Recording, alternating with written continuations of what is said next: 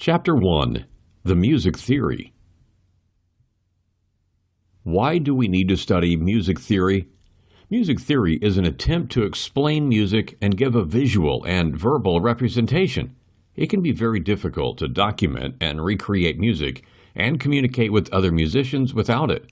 It is also a way to better understand the patterns and structures found in different genres, which can greatly help in the creation of new compositions. If you know music theory and its components, especially the scales and modes, you don't have to learn and rediscover notes and musical patterns through trial and error.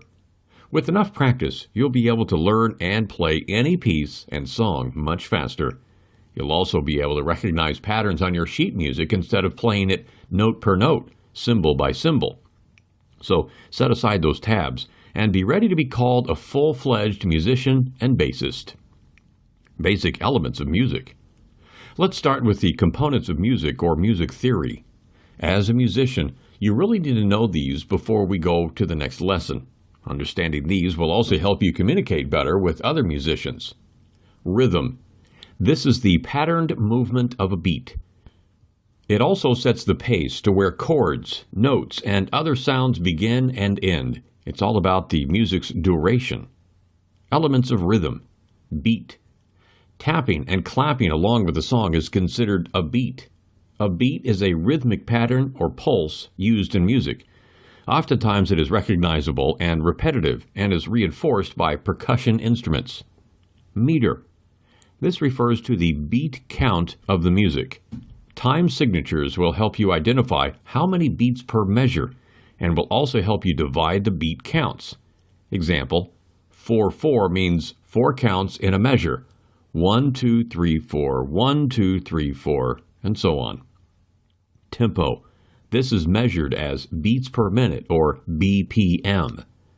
The tempo refers to the speed of the beat. In general, it can be fast or slow, allegro or largo. Harmony. This is a group of notes played together to support the melody. Harmony also gives texture and mood to the music that you're playing. It is the arrangement of notes and instruments played together to form chords and layers of pleasing sounds. Melody. This is also a group of notes that gives voice and tune. Melody, or a melodic line, is a stream of notes, often played individually or in such a way that it forms a distinctive pattern and sound. This is also part of the music that you can remember and hum to. What a bassist should focus on. Groove. Bassists are often ignored and underestimated, but they really have a big role to play, especially in a band. They also have a lot of freedom. They can be subdued at times and jump out and break out at another. A bassist has a lot of responsibility that uneducated listeners don't notice too often.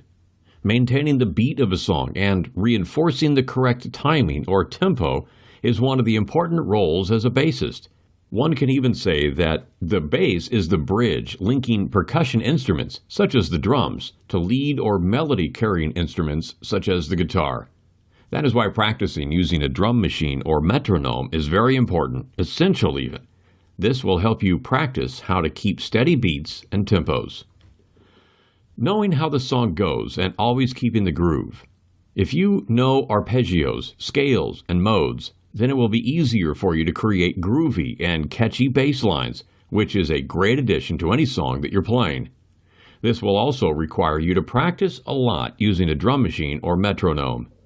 Providing the rhythmic and harmonic foundation of the song is the quintessential role of the bassist, especially in a band. We need to provide a stable platform where melodic lines can freely move and mix. Stepping out, soloing, playing melody, emphasizing on attack. While bassists typically provide rhythmic and harmonic foundations of the song, they can also step out and play solos just like most guitarists do. A good example of a player who does this is Victor Wooten.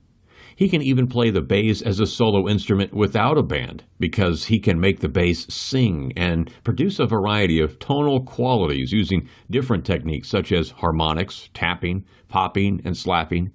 You can also learn to do this if you practice and focus on mastering the techniques.